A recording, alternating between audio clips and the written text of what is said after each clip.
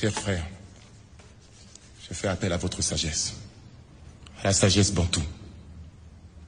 La situation est plus grave que vous ne l'imaginez. Unissons-nous, car vous êtes capables de sauver ce pays. Oublions tout ce qui nous a divisés jusqu'ici.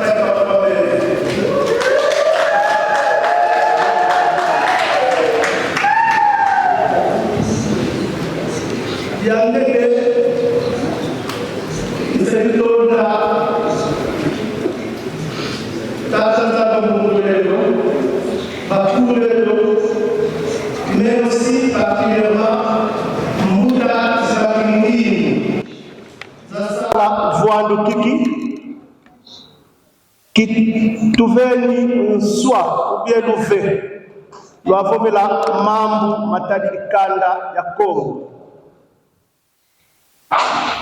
mazono ya vikili bosamuna kwa mono tuka 2-3 semaines bakila lukaya yeunu.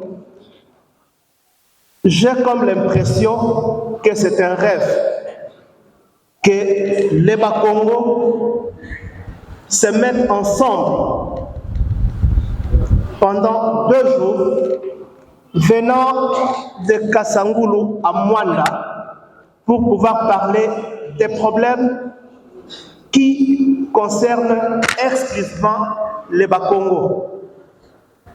Parce que il y a 1 mois passé, je suis moi-même, vous allez voir, Tata Gilbert Yakwama, qui sont les lembo comme muta muntu vwendivana. Yaenda kumona kunzwani, yambokla ketinsazi kwa, mais finalement muta muntu atabudila yaenda kumona. Yaenda kumoni la yaenda kumwena. Nginu zakala ya minga yatela mbuta muntu kazaisa mbuta muntu za nkaka za Bakongo kiti basosa moyen bakutufuandisa beto bana bawu baleke bawu batekolo bawu baba Kongo betasala politique pour plusieurs raisons. Mais nous voudrons faire du Nima. Bambuta Bago Tadi Divondanga Ngumbi Ovonuni Viti Sabuntwala Idina Mukota Munguna Jambu Nlembo Telefilomba Kwa Bambuta Muntu Mfumu Sanganga Zifwendi Papa Ye Zindona. Pourquoi? Parce que Mambu Ivovila Papa, je suis sûr et certain que y aura peut-être des points qui pourront heurter la conscience ou morale à Bantu Bankaka. Kwa bete bakongo, bobe na basantuka, bamona bambuta, bavouande bambuta. Ils savent que lorsque les Bakongo se réunissent pour parler d'un problème, un problème qui concerne les Bakongo, Foulou qui tu vois ou qui va voir c'est-à-dire que Foulou qui n'a un santi ou bien va un sanda va fongo kavakalanga nzenzako vena embuta za bantu bindele ibaleke kanzi kedika ivana kiteulanga même mwana nleke kalenza mona mbuta mundu nsoniko kafiti kuntela pourquoi parce que vana fongo dina ivana bafiti bakola lukaya lukangulwa wiki. J'ai toujours été contre cet adage là qui veut qui dit que j'ai toujours été contre ça. Parce que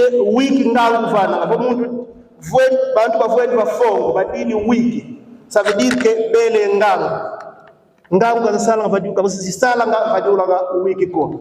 pour moi, c'est faux. Voilà un peu. Et donc, mais, Patata modérateur, je vais aussi devoir m'excuser. M'excuser parce que je considère que les sujets ou la question ou la problématique qui cadre avec les terres Congo est d'une importance extrême que ça peut peut-être faire comprendre assez de temps par rapport à ça, mais aussi, en passant, je ne serai pas assez ordonné par rapport à mon sujet, parce que le sujet, c'est vrai que le sujet, il paraît court en le lisant, mais il est plus que profond, dans ce sens que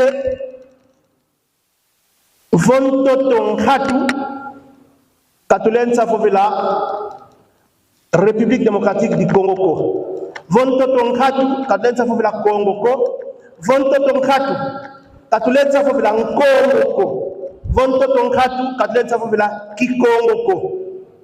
et à l'origine, tous les Bakongo qui sont disséminés à travers le monde ont pour berceau Congo d'Antotila, mais aujourd'hui le Congo central. Ça voudrait dire quoi? Ça voudrait dire que si le Congo central disparaît aujourd'hui, on ne pourra plus parler des Bakongo. On ne pourra plus parler du peuple Congo en tant que tel. Tout ce que nous avons, nous les Bakongo, de plus cher, c'est notre province. Sans notre province, nous sommes nuls. À travers le monde, nous avons, généralement, nous parlons de 5 continents. Ces continents sont composés des pays ou des États. Et chaque État est composé d'un certain nombre de peuples. Ces peuples-là sont intimement liés chacun en ce qui les concerne de sa terre ou de ses terres. Bête Congo, nous sommes aussi liés avec nos terres. C'est pour cela que je vais faire un petit aperçu par rapport à l'origine, n'est-ce pas, de la province du Congo central, jadis qui était un empire, parce que nous devons retenir aujourd'hui que le Congo, ce n'est pas n'importe qui comme peuple. Mais si pourquoi? Parce que les Bakongo ou les royaumes Congo étaient d'abord un empire, puis un royaume. L'un des empires, l'un des royaumes les plus grands que cette terre a connu et les plus organisés. La majorité des créations ou des inventions sont partis du royaume Congo. Et donc le royaume Congo, c'est l'un des royaumes qui étaient les plus civilisés. Mais le royaume Congo est aussi ce royaume qui a le plus souffert parmi tous les royaumes. Dans ce sens que c'est un royaume qui était, je dirais, au sortir, mais aussi à l'entrée de l'océan. Il était très facile pour l'homme blanc de prendre des gens, des hommes et des femmes, les charger dans les bateaux et les amener là où ils voulaient. Voilà pourquoi nous avons les Bakongo, en dehors de ceux qui sont dans les Caraïbes, au Brésil, nous les avons en Amérique latine et dans plusieurs autres pays. Et donc, les Bakongo endurent, souffrent depuis la nuit des temps. Cependant, malgré les guerres, les batailles, mais les Bakongo avaient toujours résisté et finalement gagné. C'est ce qui fait même qu'à un moment donné de l'histoire, les royaumes Congo prenaient la République du Congo-Brazza, la République du Gabon, la République de l'Angola et la majeure partie de l'actuelle République démocratique du Congo. Ça, c'est la grandeur et sa résilience. C'est parce que, d'abord, le royaume Congo est en fait une composition d'une famille unique au départ. Une famille dans laquelle il y avait 3 enfants que nous connaissons bien, Nzinga, Mpanzu et Nsaku. C'est de ces 3 enfants-là qu'est né le reste des clans que nous connaissons. Et chacun des clans ou des grands clans avait ses attributions. Aucun des clans ne pouvait, n'est-ce pas, enfreindre sur les prérogatives, les charges ou les responsabilités de l'autre clan. Ils étaient tous soudés par amour, par fidélité et parce qu'ils avaient fait un choix de vivre ensemble, parce que fils d'un même père et d'une même mère. Donc, Bête Bakongo, Tunaboubou, en commençant par Ngumbu, Nteke, Baonji Baleli Mundimba, Tubakongo. C'est ce que nos Bambuta nous ont dit et c'est ce que nous devons respecter. Mais malheureusement, dans l'ancien temps, parmi les enfants Bakongo, il y avait des enfants qui n'étaient pas sérieux. Il y avait des enfants qui étaient pervers à un moment donné de l'histoire. C'est ces enfants-là qui ont été à la base de la chute du grand royaume Congo. Et donc, le royaume Congo, qui à un moment donné de son existence a connu son apogée, mais il a aussi connu un déclin. C'est-à-dire que le royaume, il y a foi, il y a Mwangana. Mudamudia, Bana Baba Congo, Bakotisa Mbeni, Batanju, Mukati dia Nzo, Idina, royaume Congo, il y a Fouila. Malgré sa grandeur, ses dimensions, mais lorsque nous avons parmi nous des frères et des sœurs qui n'ont pas d'amour pour la province, pour la famille, ce qui arrive, c'est notre destruction, puis notre disparition. Et donc, le Congo central, jadis royaume Congo, est aujourd'hui à la croisée des chemins. À la croisée des chemins, parce que nous le voulions ou pas, le Congo central va disparaître. Si nous ne changeons pas, si les Bambuta, Nganga Zabandu, Bambuta, vous êtes vous, la fondation les fondements, la base du royaume Congo d'antan, de la province du Congo central d'aujourd'hui.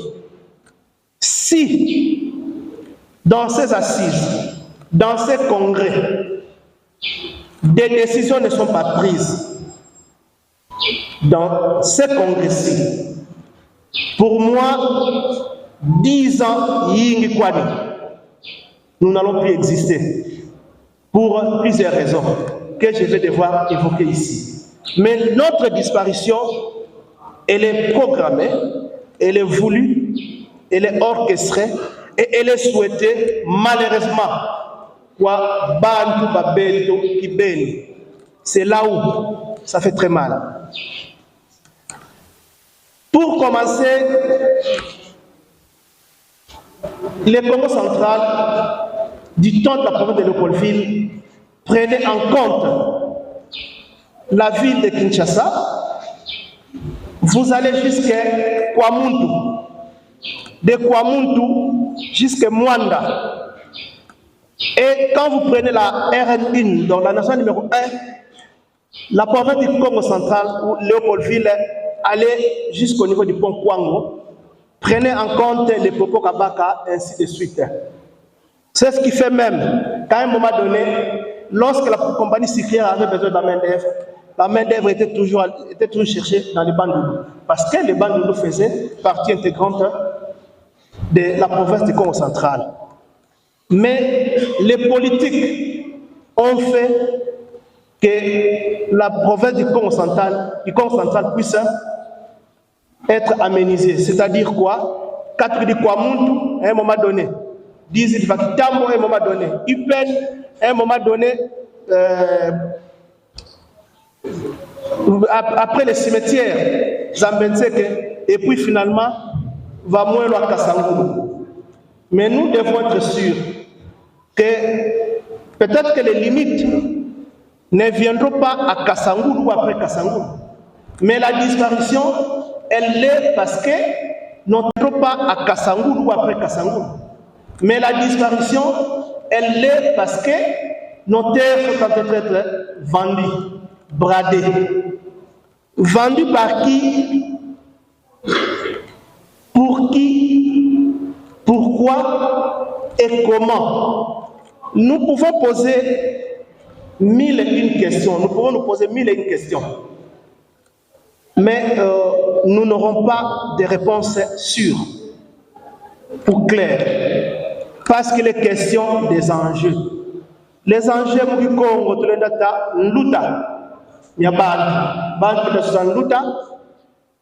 pour qu'ils aient ces intérêts-là, il faut que le Congo central disparaisse. Voilà pourquoi, après l'entrée de l'AFDEL, tout le monde ici qui a vécu en Banzangou pendant ce temps-là, ou qui a vécu à Mwanda, à la porte de Gitona, sait ce qui s'était passé. Tout était fait volontairement. Tout ce qu'il y avait ici, au camp de Sonangoulou, comme équipement militaire, était parti. Quand Ebeya, tout était parti. Kitona, tout était parti. Nos poudrières ici étaient pratiquement nettoyées. On ne pouvait plus trouver même aiguille Mossi Yalisasi. Alors que, enfants, nous avons appris et nous avons vu et nous savions que Mbanzangoumou était les murs d'acier pour pouvoir entrer à Kinshasa. Aujourd'hui, je le dis ici, personne ne peut me contredire. S'il y a la guerre ici, au Congo central, à Mbanzangoumou, il n'y a même pas 1500 militaires qui peuvent combattre. Ici à Mbanzangoumou, nous le savons ici. S'il y a porte ouverte, maintenant là nous partons au camp Hardy, ou je sais, nous ne verrons rien là-bas. Ce n'est même pas discuté. C'est des choses qui sont faites à dessein. C'est pour nous mettre à terre. Nous devons le savoir. Et ce qui va se suivre après, ce pillage-là, de tout ce qui a trait à la sécurité de notre province, l'AFTEL devenu PPRD a élaboré des plans et des lois qui ont complètement nettoyé, je dis bien nettoyé, toutes les lois qui donnaient pouvoir à nos chefs coutumiers pour pouvoir protéger et régler les problèmes des terres ou les conflits fonciers. Et donc, là, je fais allusion à la loi Bakajika, qui avait été vidée de son sens. Ce qui fait que nos terres sont exposées. Et au-delà de pouvoir vider la loi Bakajika de ces substances, tous les chefs des cités, les chefs de riz et les chefs de groupement avaient perdu leur pouvoir. Parce que, peut-on imaginer une cité comme Kimpese, comme Lukala, est restée comme ça pendant plus de 25 ans, sans chef de cité. Sans chef de cité, c'est-à-dire vous êtes à Kimpese, c'est une cité depuis plus de 25 ans, vous n'avez pas un chef de la cité. C'est-à-dire qu'il n'y a pas d'administration à Kimpese, pas d'administration à Lukala, pas d'administration à Mbazangou. C'est ce, n'est-ce pas, qui a laissé naître l'insécurité. L'insécurité a grandi, a pris racine et aujourd'hui, nous pleurons des morts dans le Congo central dus à l'insécurité. C'est ainsi que même nos terres sont vendues. Nos terres sont vendues, nos terres sont vandalisées, nos terres sont bradées parce que les ennemis du Congo ont pour objectif d'infiltrer l'ouest de notre pays par le Congo central, mais aussi les Bandundu. Je prends ici l'exemple du phénomène Mobondo, qui ne dit pas son nom, dont on ne sait pas définir les objectifs et les revendications. Aujourd'hui, le phénomène Mobondo a fait ou continue à faire des victimes qu'on peut compter en termes de centaines. Ce phénomène Mobondo, aujourd'hui, est aussi à nos portes. Vous allez à Kimvula, vous avez le phénomène Mobondo. Ils sont là, ils opèrent, ils résistent. Et donc, aujourd'hui, le phénomène Mobondo a fait ou continue à faire des victimes qu'on peut compter en termes de centaines. Ce phénomène Mobondo, aujourd'hui, est aussi à nos portes. Vous allez à Kimvula, vous avez le phénomène Mobondo. Ils sont là, ils opèrent, ils résistent. Et donc, nous sommes, nous les Bakongo, à la merci de l'insécurité. Nos terres sont vendues par des personnes non autrement identifiées, achetées par des personnes non autrement identifiées. Mais pourtant, elle est en train d'être bradée chaque jour qui passe. Pendant que j'étais ministre de l'Intérieur, je n'ai fait que 4 mois et quelques semaines, j'ai mis à démanteler un bureau qui était installé à la cité Nsélé. C'est ce bureau-là qui avait pour objectif de préparer des gens, nos enfants, nos frères, à la vente illicite des terres. Il y avait un bureau à la cité Nsélé. Si le chef de secteur de Poko, s'il est là, il en connaît, il en sait beaucoup. Nous ne sommes pas dit pour que ce bureau n'existe plus, mais malheureusement, le mal était déjà fait et il est profond aujourd'hui. Et les ventes illicites des terres continuent. Pendant que nous parlons, Si lors de ma dernière mission de service, 90% des terres du village Ndemonor qui étaient vendues, aujourd'hui c'est 100% des terres, ou sinon 99%. Parce que même après cette date-là, il y a encore eu des ventes. Et maintenant là, ces ventes-là, je dis que toutes les ventes sont en train d'être légalisées et authentifiées. C'est déjà authentifié. Malheureusement, j'ai demandé à quelqu'un de m'imprimer 50 exemplaires du document par lequel les procureurs ici en Mbanza-Ngungu ont authentifié ces ventes illicites-là. Mais on ne m'a pas apporté les documents. Si les documents seront là, avant que nous partions, je me ferai le devoir de remettre à chacun une copie pour qu'ils voient comment est-ce que les cours et tribunaux sont en train d'aider non seulement à brader les terres Congo, mais à faire infiltrer la République par l'ouest du pays, notamment en Mbanza-Ngungu. Et ça, c'est une gravité. J'ai un document sur moi, un document dimensionné par le procureur, l'actuel de Mbanza-Ngungu, qui reconnaît la vente des terres du village Ndembo-Nord. Ça, c'est une gravité. Le procureur n'est pas seul dans cette histoire. Il est là avec les notaires, mais celui qui tient la machine, c'est l'administrateur du territoire de Mbanza-Ngungu. Il a dit hier ici que le Congo central, particulièrement Mbanza-Ngungu, connaît des problèmes de terre. Non, mais il en est l'auteur. Il en est l'auteur. Il en est l'auteur, malheureusement. Et c'est connu. Il dit Nabambuta, je vais devoir parler des conséquences. Mais l'infiltration de notre province par les ventes illicites de terres, c'est l'une des plus grandes conséquences des ventes illicites de terres Congo. Je vais vous dire une chose. Ne pensons pas que c'est seulement les terres du territoire de Mbanza-Ngungu qui sont bradées. Non. Les terres Congo sont bradées de Kasangulu à Mwanda.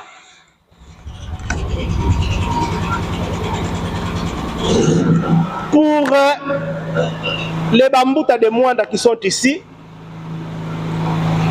ils savent qu'il y a quelques années, un conflit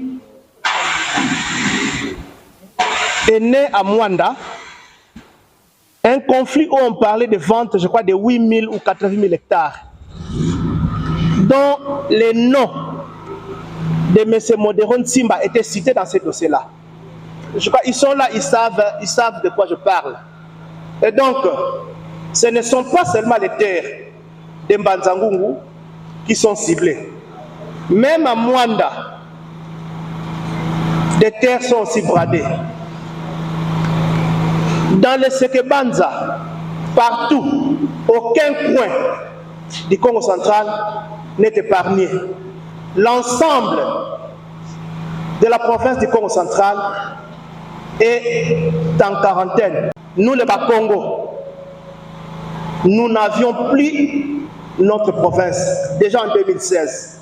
Pourquoi? Parce que, avec ce qu'avait fait l'ancien président Joseph Kabila, par le fait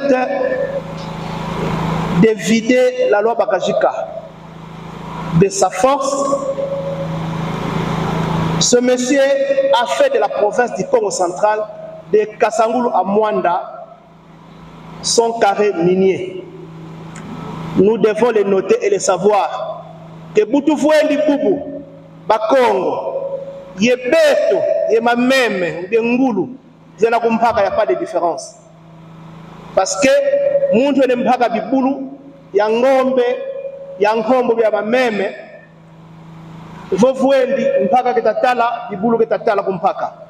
c'est pareil. Quelqu'un qui fait de la province du Congo central son carré minier, il sait qu'il y a des populations ici. Mais il voit et par matin, il regarde, il réfléchit. C'est mort que c'est ri de nous. Si vous voulez des informations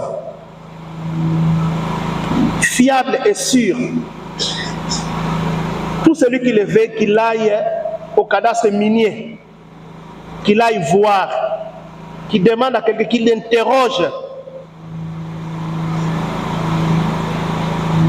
Les systèmes qui authentifient la propriété des terres du Congo central, et vous allez voir que tout le Congo central a déjà été fait carré minier depuis des années. Donc la province ne nous appartient plus, ne nous appartient pas. Nous devons le savoir. Voilà pourquoi, où nous kiki,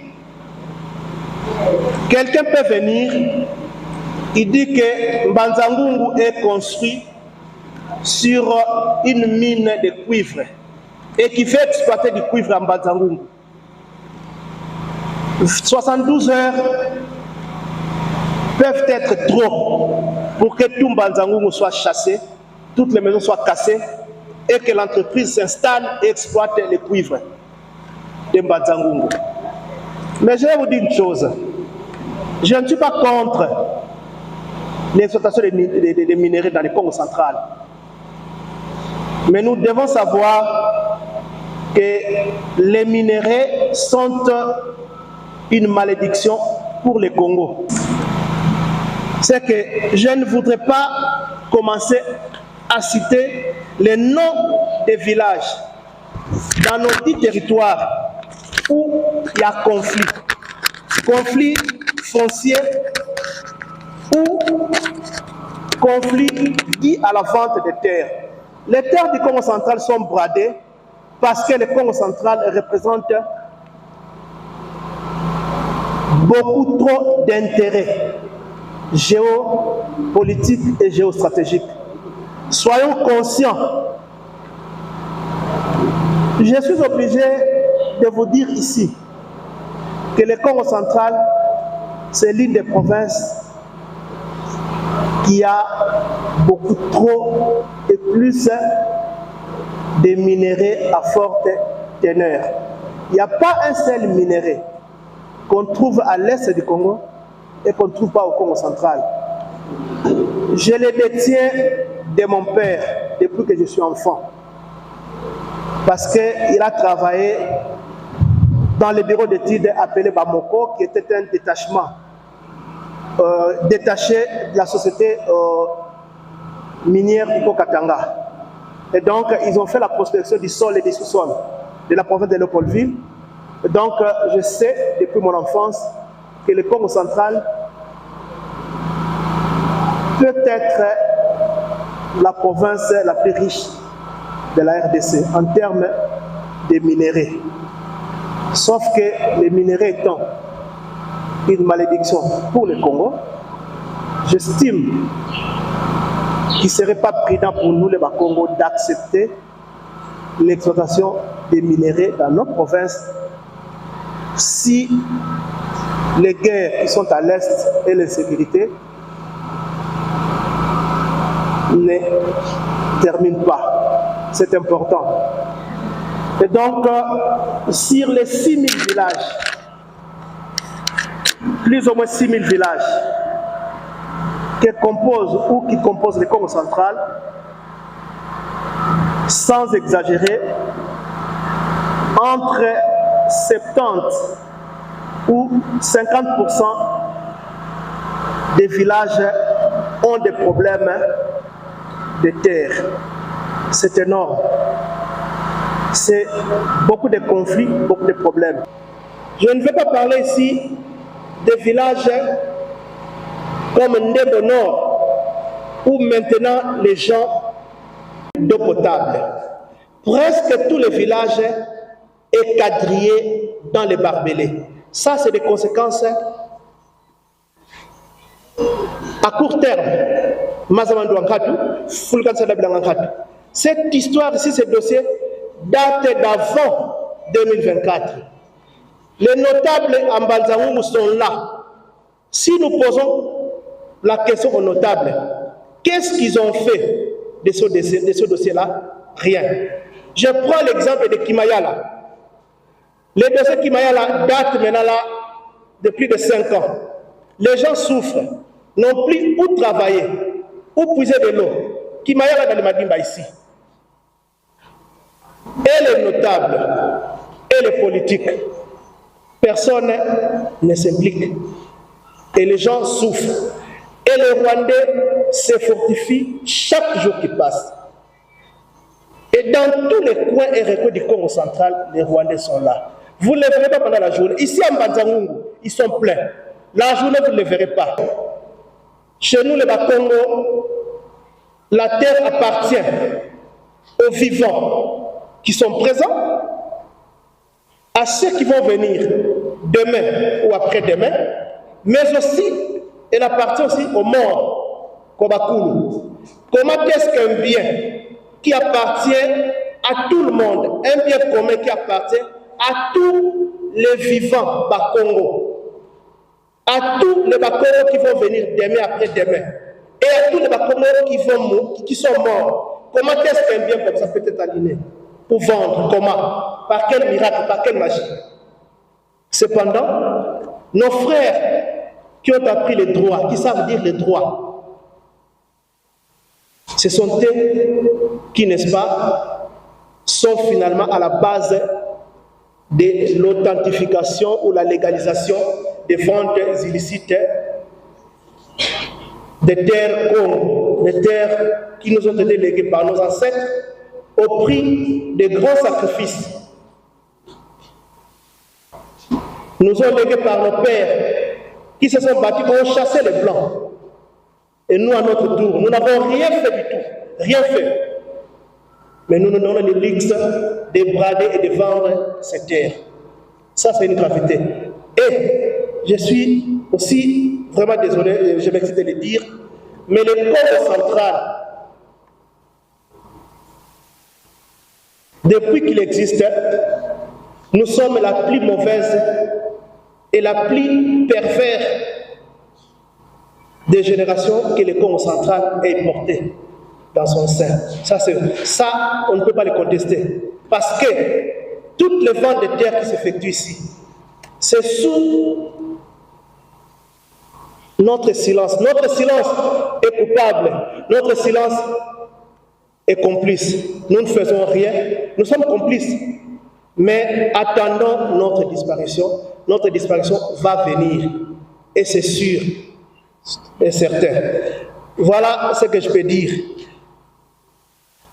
Et donc, puisque toutes les terres sont vendues, infiltrées par les Rwandais, la guerre va venir, elle va arriver, nous allons disparaître parce que nous ne ferons pas face à leur vitalité, face à leur manière de faire, face à leur façon de faire. Viol, repeuplement des villages, tuerie, cannibalisme se produira ici chez nous aussi. Et ça, c'est sûr. C'est sûr. Et la menace, elle est là. Elle existe. Et le train de la mort pour le Congo central a déjà démarré. Elle est en marche. Je suis sûr que ces gens-là attendent les bons moments. Il dit Nabambuta, ne partez pas d'ici sans pourtant prendre des résolutions fermes pour pouvoir mettre fin à cette histoire. Les Bakongo souffrent il y a longtemps. Je vais en passant prendre un petit exemple. Je prends l'exemple, juste 2 minutes. Nous avons le problème de Kolofuma. Quelqu'un a dit ici que les gens vont être chassés du village aujourd'hui. Vous êtes là, vous l'avez appris. Aujourd'hui, c'est normalement. Donc, c'est tout un village qui va être déguerpi. Et ça se fait. Nous sommes là. Nous regardons.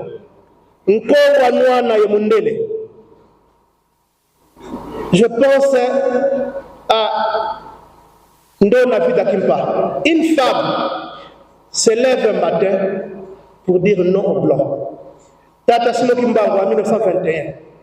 Sans armes, sans rien, il demande à Mundele de partir. Mais nous ne savons plus le dire. Pourquoi? Voilà ce que je peux dire. Et donc, puisque toutes les terres sont vendues, infiltrées par les Rwandais, la guerre va venir, elle va arriver, nous allons disparaître parce que nous ne ferons pas face à leur vitalité, face à leur manière de faire, face à leur façon de faire. Viol, repeuplement des villages, tuerie, cannibalisme se produira ici chez nous aussi. Et ça c'est sûr. C'est sûr. Et la menace, elle est là, elle existe. Et le train de la mort pour le Congo central a déjà démarré, elle est en marche.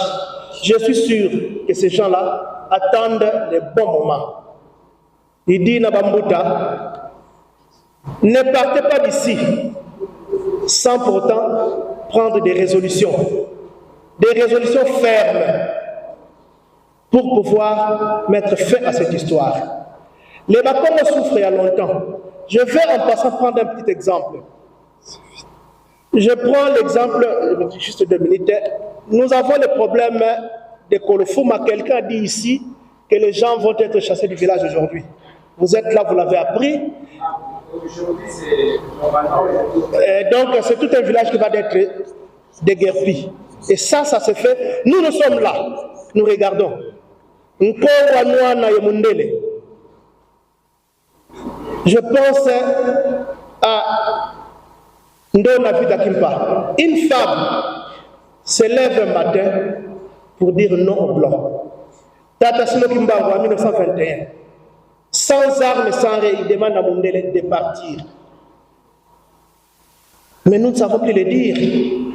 Pourquoi? Posons-nous cette question-là. Nous avons appris le Congo. Ça fait 100 ans depuis que la sucrière est là. La sucrière occupe à peu près 22 000 hectares de terres ancestrales à Kulungongo. Par moment, lorsqu'elle le veut, la sucrière donne 1,5 kg aux ayants droit de sucre à l'hectare. Et ceux qui sont à la base de la division parmi les 79 familles des endroits fonciers de Kulungongo, ce sont aussi nos frères. 100 ans, Sucrière doit fermer et partir. Mais nos frères, c'est que nos frères, se battent pour que les endroits fonciers ne parlent pas la même langue et pour que, par contre, pendant les 100 ans ou 100 ans à venir. Ça, c'est un problème. Voilà un peu ce que je veux dire. Il y a beaucoup à dire par rapport aux conséquences, mais le temps m'est vraiment compté, que chacun de nous, n'est-ce pas, puisse mûrir, réfléchir sur cette problématique et que des décisions et des résolutions soient prises. Des résolutions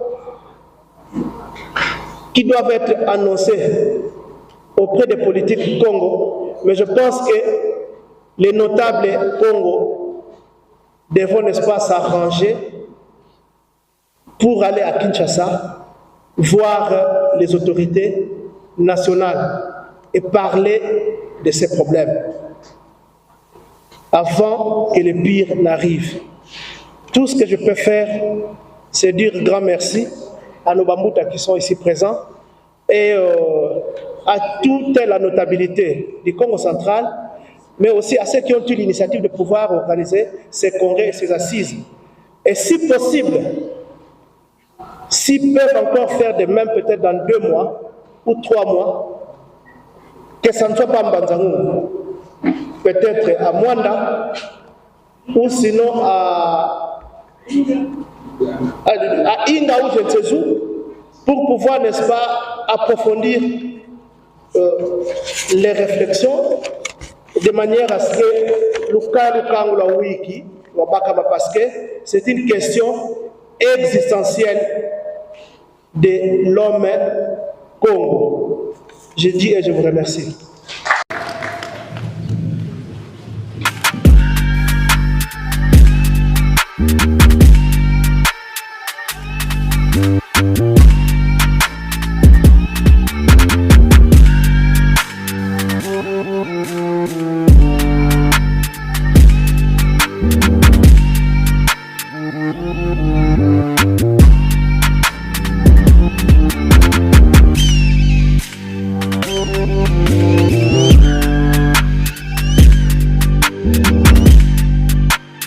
Merci.